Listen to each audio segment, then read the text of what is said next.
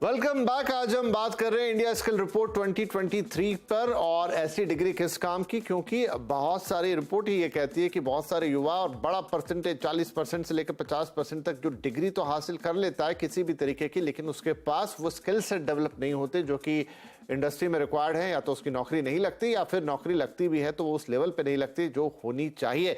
तो अब इसका समाधान क्या है? क्विकली मैं अपने सारे पैनलिस्ट से इस पर राय चाहूंगा। कृष्ण साहब, तो क्या आपने जैसे कहा अप्रेंटिसशिप की एक आपने बात कही, मैंने अभी न्यू एजुकेशन पॉलिसी का भी जिक्र किया, लेकिन क्या ये उपाय वो हैं जिससे ये बड़ी समस्या इसका समाधान हम ले पाएंगे, या फिर क्या क्विकली एक दो चीजें हैं जो तुरंत करनी चाहिए?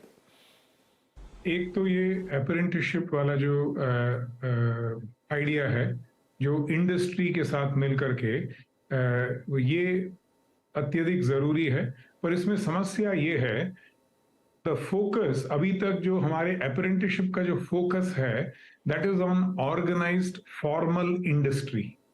आप एम्प्लॉयमेंट डेटा देखेंगे, मोस्ट ऑफ इंडियन जॉब्स वो क्रिएट हो रहे हैं इनफॉर्मल अनऑर्गेनाइज्ड इंडस्ट्री में। Therefore, apprenticeship is focused on formal, whereas मेरी जो नौकरियां बन रही हैं इकोनॉमी में वो ज्यादातर इनफॉर्मल सेक्टर्स में बन रही हैं। So the policy challenge is informal sector में, अनऑर्गेनाइज्ड सेक्टर में मैं अप्रेंटिसशिप कैसे बढ़ाऊं, और वो इंडस्ट्रियलिस्ट्स या सर्विस प्रोवाइडर्स जो स्ट्रीट कॉर्नर गैराजेस हों, जो स्ट्रीट कॉर्नर होटल्स हों, जो स्ट्रीट कॉर्नर सर्विस प्रोवाइडर्स हों, इनके साथ अप्रेंटिसशिप का सिस्टम को कैसे फाउंडेशंस जिसके कैसे एस्टैब्लिश करें, ये हमारी सबसे बड़ी चुनौती है मेरे पर्सनल राय में। जी क्विकली सुनील साहब, क्या इसका हल हो सकता है? जैसे मैंने कहा कि न्यू एजुकेशन पॉलिसी में काफी हद तक चीजों को थोड़ा सा बैलेंस करने की कोशिश की गई है, लेकिन अब वो होते होते धीरे धीरे लागू होगा, but is that the final solution? क्या करना होगा? मुझे लगता है कि देखिए, पॉलिसी में आप एजुकेशन में क्या पढ़ाया जाएगा उसको आप चेंज कर रहे हैं, आप थोड़ी फ्लेक्सिबिलिटी दे रहे हैं, बट उससे जॉब की समस्या शायद काफी हद तक सॉल्व नहीं होगी, सॉल्व नहीं होगी। इसका कारण क्या है?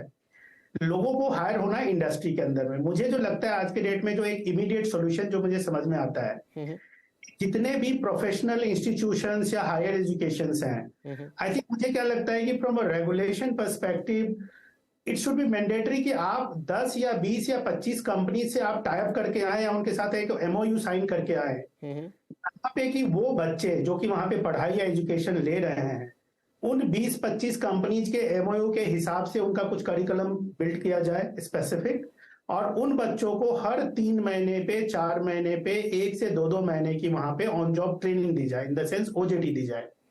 और उसके बाद जब वो ओजीटी होती है तो वो बच्चे उस अपने इंटरेस्ट और कंपनी के इंटरेस्ट के हिसाब से काफी लायक हो जाते हैं ऑर्गेनाइजेशन को हायर करने के लिए।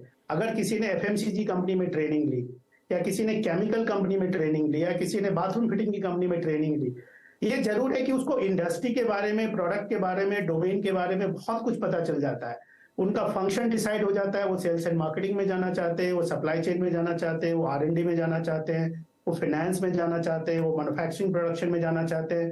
खुद भी बच्चे का इंटरेस्ट पता चलता है, लाइव इन्वायरमेंट में काम करते हैं, और उससे मुझे लगता है कि बहुत ही स्ट्रॉन्ग इंटीग्रेशन होगा जहां जॉब वर्सेस एजुकेशन का मिसमैच दूर हो सकता है।